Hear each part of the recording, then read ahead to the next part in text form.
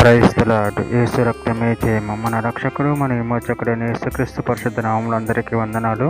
చిన్న ప్రార్థన ద్వారా ఈ రాత్రికాల వాగ్దానం చేసుకుందాము.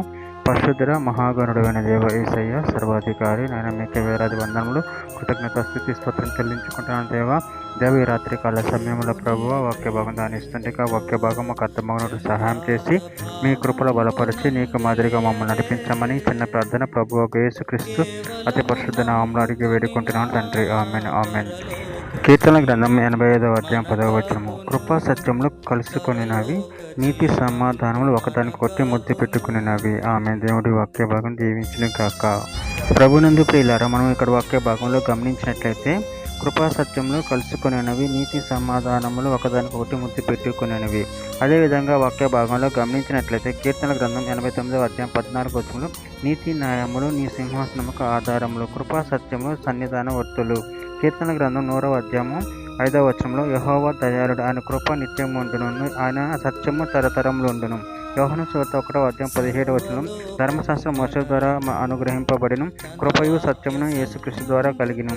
యెషయా గ్రంథం 45వ అధ్యాయం 24వ వచనం యెహోవా యందే నీతి బలములున్నవని జనులు నన్ను కూర్చి చెప్పుదురు, ఆయన వద్దకు మనుషులు వచ్చేదురు, ఆయన మీద కోపపడిన వారందరూ సిగ్గుపడెదరు. కీర్తన గ్రంథం 25వ అధ్యాయం 10వ వచనం ఆయన చేసిన నిబంధనను ఆయన నియమించిన శాసనములను కైకొను వారి విషయంలో యెహోవా త్రోవలని కృప సత్యంలో ఉన్నవి. కీర్తన గ్రంథం 26వ అధ్యాయం 3వ వచనం నీ కృప నా కన్నుల ఎదుట నుంచుకుని ఉన్నాను, నీ సత్యమును అనుసరించి నడుచుకునిచున్నాను. కీర్తన గ్రంథం 40వ అధ్యాయం 11వ వచనం యెహోవా నువ్వు నీ వాత్సల్యము నాకు దూరం చెయ్యవు, నీ కృపా సత్యములు ఎప్పుడు నన్ను కాపాడును కాక.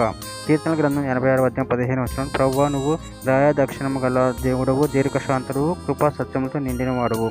కీర్తన గ్రంథం 111వ అధ్యాయం 7వ వచనంలో ఆయన చేతి కార్యములు సత్యమైనవి, న్యాయమైనవి, ఆయన శాస్త్రములన్నీ నమ్మకమైనవి.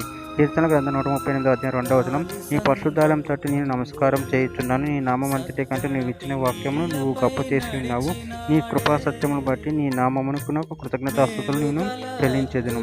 చివరిగా ఒక మాట యోహాను సువార్త 14వ అధ్యాయం 27వ వచనం శాంతి మీకు అనుగ్రహించి వెళ్ళుచున్నాను, నా శాంతిని మీకు అనుగ్రహించుచున్నాను, లోకం ఇచ్చినట్టుగా నేను మీకు అనుగ్రహించటలేదు, మీ హృదయమును కలవరపడనీయకుడు వెరవనీయకుడి. ఆమె దేవుడి వాక్య భాగం జీవించిన కాక చిన్న ప్రార్థన చేసుకుందాము.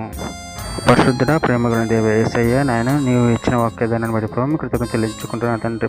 ప్రభావ మేము ఎల్లప్పుడూ నీ కృపా సత్యములతో ప్రభావ నీ నీతిని అనుసరించి నిన్ను మహింపరచి కనపరచే శక్తిని బలాన్ని మాకు అనుగ్రహించమని చిన్న ప్రార్థన యేసుక్రీస్తు పరిశుద్ధ నామములో అడిగి వేడుకుంటున్నాను తండ్రి. ఆమేన్.